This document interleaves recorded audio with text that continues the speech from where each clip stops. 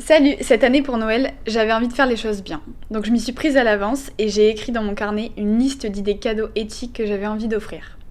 Donc je vais fabriquer des petits cadeaux, moi-même, je vais chiner des choses et les customiser, et après j'ai noté des petites idées de marques locales qui ont un impact positif sur notre planète. Donc bref, ça me tenait à cœur de faire des cadeaux qui ont du sens en limitant l'impact écologique de la fête de Noël sans diminuer notre plaisir. Donc c'est parti, on commence par les idées cadeaux à faire soi-même. Cette année, au lieu d'acheter une bouteille de rhum, je me suis dit que j'allais réaliser un rhum arrangé. Dans un premier temps, étant donné que nous sommes confinés, j'ai commandé au Drive tout ce dont j'avais besoin. Alors, voici les ingrédients dont il faudra vous munir. 1 litre de rhum, une jarre, 2-3 bananes, du sucre vanillé, de la cannelle, une gousse de vanille et de la cassonade. D'abord, il faut couper les bananes en gros morceaux et les mettre dans une poêle avec le sucre vanillé et la cassonade et faire cuire le tout. Ensuite, il faut ajouter 10 centilitres de rhum et à l'aide d'un briquet, faire flamber la préparation. Une fois cette opération terminée, il faut mettre le tout dans la jarre. Puis ajouter la gousse de vanille, la cannelle, le sucre de canne liquide et le rhum. Pour que le rhum ait le temps de macérer, il faut s'y prendre environ 3 semaines à l'avance. Cette année, je me suis dit que j'allais offrir des petits shampoings que je fabrique moi-même et que j'utilise déjà depuis 1 an.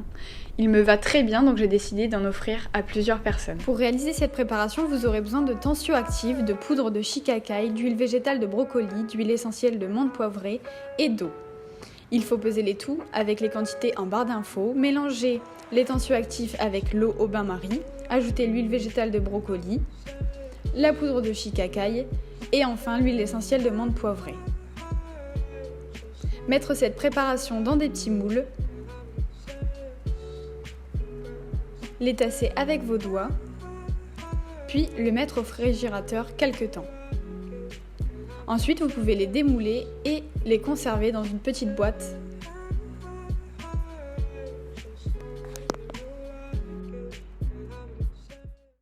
J'ai aussi décidé de faire des petites bougies pour les grands-parents dans des bocaux que je récupère à droite à gauche et la bougie sera à base de cire de soja. Donc munissez-vous du contenant que vous voulez, de cire de soja bio sans OGM, d'une huile essentielle qui s'adapte à la chaleur et de mèches en coton.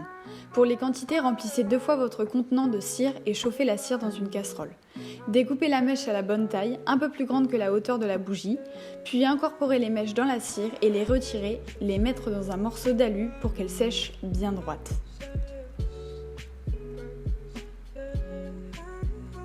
Ensuite, ajoutez 1 cuillère à café environ d'huile essentielle dans la cire. Mettre la mèche dans le contenant et la faire tenir à l'aide de ce que vous trouvez. Ici, ce sera 2 stylos. Enfin, ajoutez la cire chaude et attendez quelques heures et voilà, votre bougie sera prête.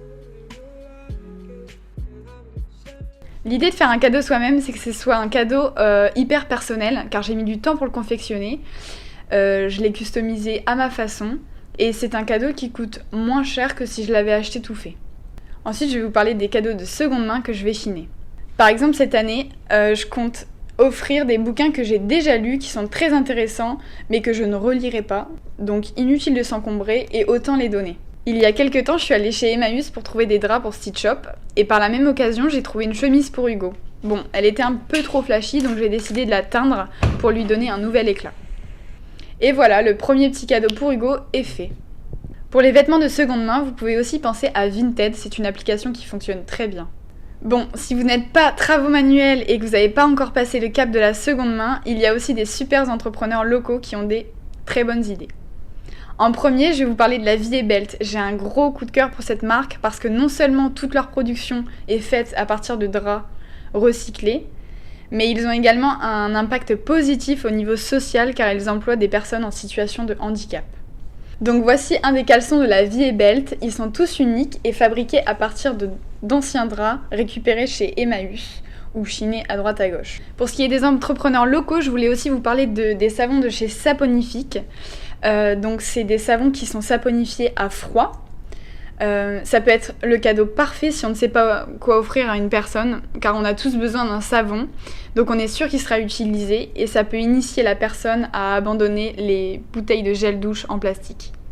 En plus, ils ont un super packaging très minimaliste avec du papier ensemencé, donc ça peut être un cadeau 2 en 1. Il en existe plusieurs pour différents types de pots. Quatrième idée, c'est les cadeaux zéro déchet. Alors pour moi, c'est la base. Tout le monde devrait posséder ces petits objets. C'est des alternatives très simples à mettre en place et qui peuvent vraiment changer les choses. Donc c'est l'occasion d'en offrir. Si vous n'avez pas encore vu, on a sorti une petite vidéo zéro déchet salle de bain et vous pouvez trouver plein d'idées dedans. Voici d'autres idées.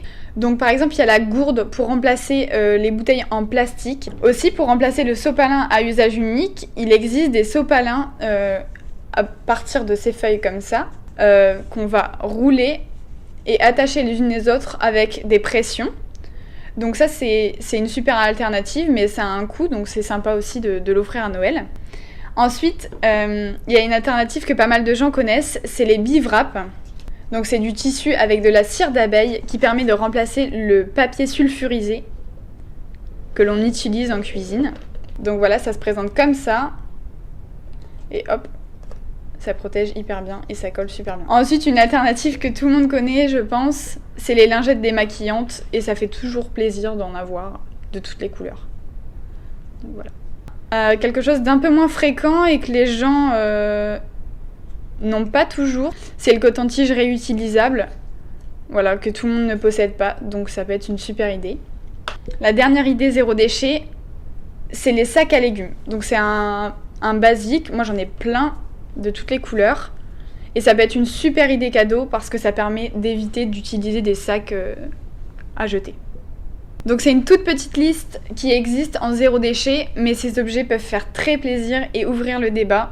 Et on sait que Noël, c'est l'occasion de parler, de voir sa famille et de refaire le monde, donc allez-y. La première idée cadeau, c'est les expériences et les découvertes. Si vous êtes face à des gens qui n'ont besoin de rien au niveau matériel, vous pouvez toujours leur offrir un restaurant, un massage, un soin.